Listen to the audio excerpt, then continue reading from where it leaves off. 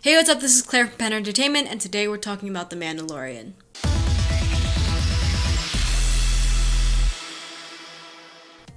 So, The Mandalorian Chapter 3, this is the one that we've all been waiting for, the one that answers what is the Mandalorian going to do with Baby Yoda? Is he going to turn him into the Empire? And, we get our answer, and I don't think any of us were really that surprised. I certainly wasn't surprised. My guess was always that the Mandalorian was going to turn in the child. How could he really refuse? He was already wearing the down payment. But also, him going back to get Baby Yoda was not surprising either. And whether or not that would have been the plan from the beginning, I think that was a little bit more up for debate, but I'm not surprised by how any of this went down. But it was exciting to see. It was really exciting to see an important development. So he goes and turns into the little one who's making lots of very cute, sad noises and sad faces, and we're all pretty heartbroken when we see the little crib zoom off. But then the Mandalorian asks Werner Herzog, whose character is going to be continued to call Werner Herzog until they give us an actual name, asks him what they're going to do with the child. And I think at this point the Mandalorian is still kind of hoping that maybe they'll keep him alive and not do terribly bad things to him. But Werner's character basically gives him the "this is none your business" talk and insults him, and that really, I think that cements the idea in the Mandalorian's head that this is wrong. He goes back with his Beskar reward to his enclave, and I think a couple of really important things to note with the amount that he got, which were like 2 stacks. That was enough for a full cuirass and a couple of the whistling bird tracking darts. This is a huge deal because we know that our main character is going to get the armor he deserves now, but also I don't actually know how much was left over from that smithing scene. It doesn't really show that much left over for the rest of the groups. I think it set a kind of a power dynamic because at the same time, apparently only one of them can appear above ground at once. Then it seems like our main character, Din Djarin, is the one who gets to go back and forth pretty freely. So he's got a pretty important role for that group. Another thing to note from that scene, obviously the Mandalorians are the other Mandalorians that show up after Din Djarin brings his reward. They're pissed that the Beskar comes from the Empire. They're pissed that Din Djarin even went to go meet with the Imperials, evil Empire guys, because they were responsible for the purge that forced them underground. So there's a bit of discussion about practicality and survival and whether or not Din Djarin's actions were contradictory to Mandalorian values, but they end up settling it with a prompt from the armor.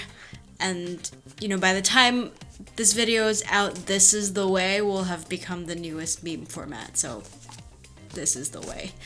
But while the armor is making Din Djarin's new chest piece and the other pauldron, we get another flashback to the Purge, and it shows that his parents were killed by an Empire droid, or a massive explosion, just seconds after they put him in a little hiding spot, and then he's discovered by an Empire droid. So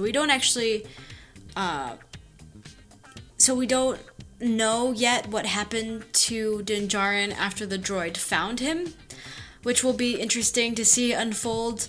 But the flashback then continues to remind him, our main character in the present day, that the Empire sucks and we should go get the kid back. But he's got his new armor, so he walks into the guild bar, super shiny, and he's looking for another job to kind of take his mind off this stuff. And it turns out Grief is kind of a slime. He's happy he profited. He gave everybody a tracker everybody in the guild ate tracker. Everyone got one. The Mandalorian picks a puck that's like kind of far away, so he can get his brain off this in this kind of internal conflict that's going on. But he gets into his ship, and then he finds the little the lever piece that the Baby Yoda was playing with at the beginning of the episode, and that's like the final straw for him. He's like, I'm not, this is wrong. I'm not gonna just leave. I'm gonna go get the kid back. So that was a kind of a cute, emotional moment. I think everyone was like, oh, that's the thing that the Baby Yoda was playing with at the beginning of the episode. No, now he can't leave him. That was the feeling. So goes back to where the Empires hold up. Something that was interesting about when the Mandalorian was spying on the scientist talking to Werner Herzog about Baby Yoda is that they're trying to extract a material from Baby Yoda. I think most people would assume that this has to do with the Force. Maybe or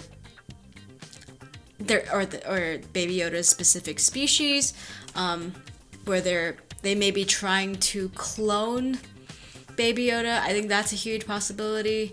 But they're trying to get something out of this kid, and whether or not the kid leaves this planet alive is up for debate. They're obviously answering to somebody else out there, so there are other Empire forces that are at play. Also, it's confirmed by the scientist that Baby Yoda is a he, so make of that what you will. The Mandalorian goes in, there's a cool fight scene where he very easily handles all the stormtroopers. Nobody's surprised. I'm kind of curious as to where Werner Herzog is in all of this, in this extraction mission. I think the coolest part about, or the part that there are two parts that gave me mega chills, going towards the end of the episode. When, we've now found out that all the bounty hunters in the guild got a tracking device. So the moment the Mandalorian escapes with Baby Yoda, all of their tracking devices go live, and that is just like a whew kind of moment. And ends up being a huge gunfight where the bounty hunters led by Greef are trying to stop the Mandalorian from leaving on his ship. Huge gunfight. Mando starts vaporizing people left and right, and it's looking really dicey. He's using all of his weapons, everything that he's got to just try to, he's pretty far outnumbered. And then the second, really exciting moment was when all the other Mandalorians from his enclave come to his aid, exposing themselves for the first time. So it's a huge deal. Like, they felt very strongly about this action and this mission, and they know the consequences of exposing themselves. So this is a huge deal. So because of with their help, Mandalorian gets away. Din Djarin has got the baby on his ship, then is confronted by Greef one more time, who he shoots, but but before he shoots Greef mentions the guild code, which actually shows how little he knows about Mandalorians. I think this whole episode the characters kept talking about, this whole season, the show really talks about, like, what does being a Mandalorian truly mean? What is this code? Like, what are these, it really talks about, just really keeps taking jabs at the Mandalorian identity and really trying to figure out what that means, especially for our main character. But yeah, Greef mentioning the guild code shows how little he knows about Mandalorians, because the guild code, I imagine, would be trumped completely by the Mandalorian code of honor. So there is that. I'm guessing the Mandalorians probably overwhelmed the bounty hunters, seeing as that guy, Din Djarin's comrade, colleague, friend, flies up next to a ship on a jetpack, and I think that's maybe a little bit of a reference to Boba Fett's jetpack, because Din Djarin says, like, I gotta get one of those.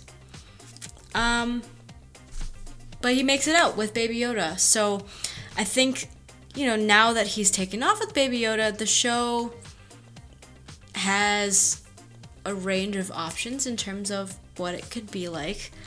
It could be just one very long story arc that's very focused on the Mandalorian and Baby Yoda and their origin stories and running away from what I assume is going to be the Empire and other bounty hunters and a lot of other people chasing them.